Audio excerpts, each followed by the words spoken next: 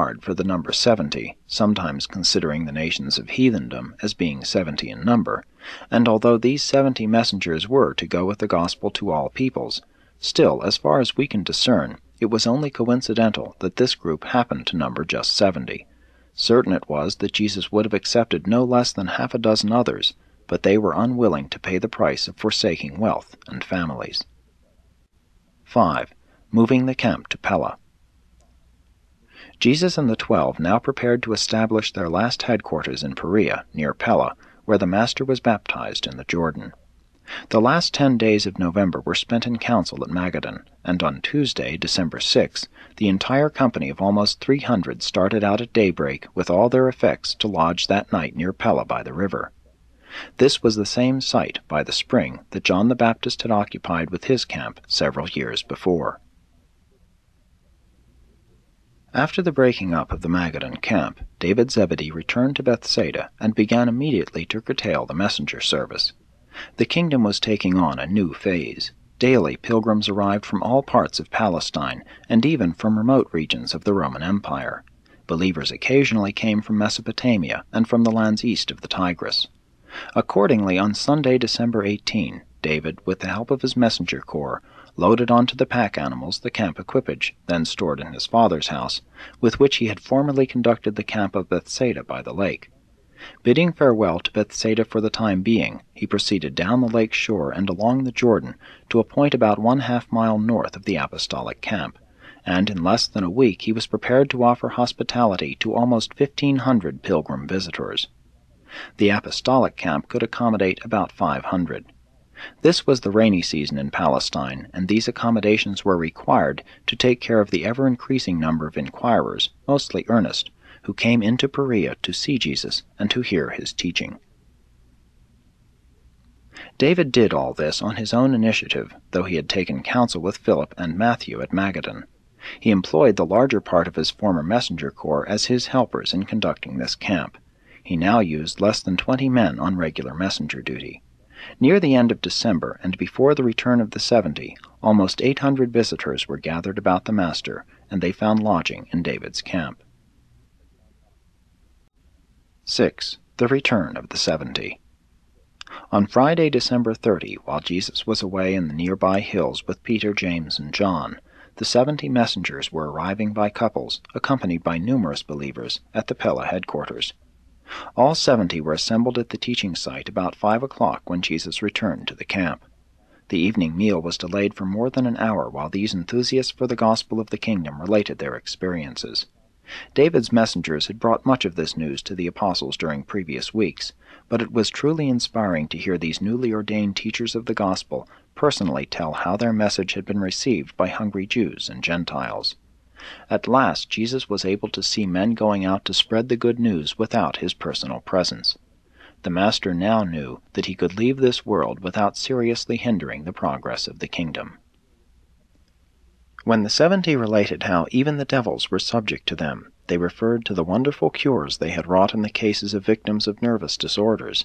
Nevertheless, there had been a few cases of real spirit possession relieved by these ministers, and referring to these, Jesus said, "It is not strange that these disobedient minor spirits should be subject to you, seeing that I beheld Satan falling as lightning from heaven.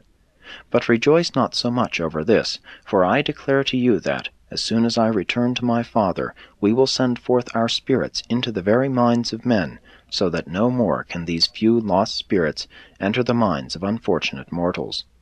I rejoice with you that you have power with men, but be not lifted up because of this experience, but the rather rejoice that your names are written on the rolls of heaven, and that you are thus to go forward in an endless career of spiritual conquest."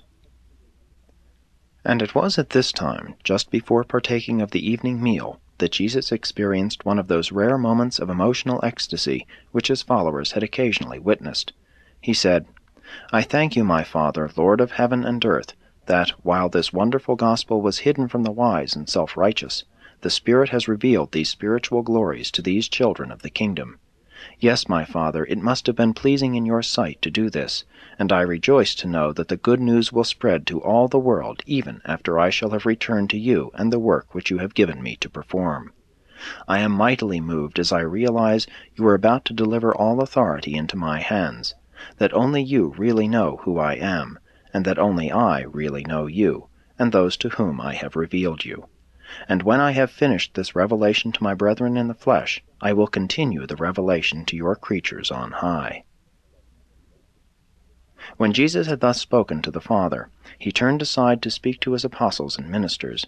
Blessed are the eyes which see and the ears which hear these things. Let me say to you that many prophets and many of the great men of the past ages have desired to behold what you now see, but it was not granted them. And many generations of the children of light yet to come will, when they hear of these things, envy you who have heard and seen them. Then, speaking to all the disciples, he said, You have heard how many cities and villages have received the good news of the kingdom, and how my ministers and teachers have been received by both the Jew and the Gentile. And blessed indeed are these communities which have elected to believe the gospel of the kingdom. But woe upon the light-rejecting inhabitants of Chorazin, Bethsaida Julias, and Capernaum, the cities which did not well receive these messengers. I declare that, if the mighty works done in these places had been done in Tyre and Sidon, the people of these so-called heathen cities would have long since repented in sackcloth and ashes. It shall indeed be more tolerable for Tyre and Sidon in the day of judgment.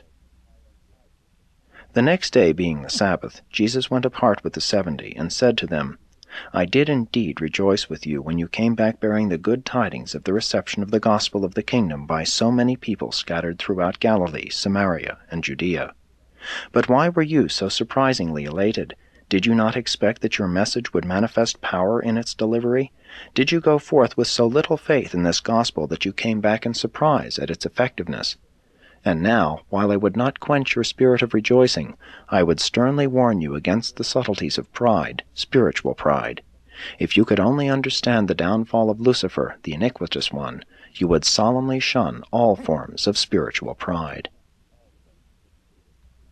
You have entered upon this great work of teaching mortal man that he is a son of God. I have shown you the way. Go forth to do your duty, and be not weary in well-doing. To you and to all who shall follow in your steps down through the ages, let me say, I always stand near, and my invitation call is, and ever shall be, Come to me, all you who labor and are heavy laden, and I will give you rest. Take my yoke upon you, and learn of me, for I am true and loyal, and you shall find spiritual rest for your souls. And they found the Master's words to be true when they put his promises to the test. And since that day countless thousands also have tested and proved the surety of these same promises. 7. Preparation for the last mission. The next few days were busy times in the Pella camp. Preparations for the Perean mission were being completed. Jesus and his associates were about to enter upon their last mission, the 3 months' tour of all Perea, which terminated only upon the Master's entering Jerusalem for his final labors on earth. Throughout this period, the headquarters of Jesus and the 12 apostles was maintained here at the Pella camp. It was no longer necessary for Jesus to go abroad to teach the people. They now came to him in increasing numbers each week and from all parts, not only from Palestine, but from the whole Roman world and from the Near East. Although the Master participated with the 70 in the tour of Perea, he spent much of his time at the Pella camp, teaching the multitude and instructing the 12. Throughout this 3 months period, at least 10 of the apostles remained with Jesus. The women's corps also prepared to go out, 2 and 2, with the 70 to labor in the larger cities of Perea. This original group of 12 women had recently trained a larger corps of 50 women in the work of home visitation and in the art of ministering to the sick and the afflicted. Perpetua, Simon Peter's wife, became a member of this new division of the women's corps and was entrusted with the leadership of the enlarged women's work under Abner. After Pentecost, she remained with her illustrious husband, accompanying him on all of his missionary tours. And on the day Peter was crucified in Rome, she was fed to the wild beasts in the arena. This new women's corps also had as members the wives of Philip and Matthew, and the mother of James and John. The work of the kingdom now prepared to enter upon its terminal phase under the personal leadership of Jesus. and this present phase was one of spiritual depth in contrast with the miracle-minded and wonder-seeking multitudes who followed after the Master during the former days of popularity in Galilee. However, there were still any number of his followers who were material-minded, and who failed to grasp the truth that the kingdom of heaven is the spiritual brotherhood of man, founded on the eternal fact of the universal fatherhood of God.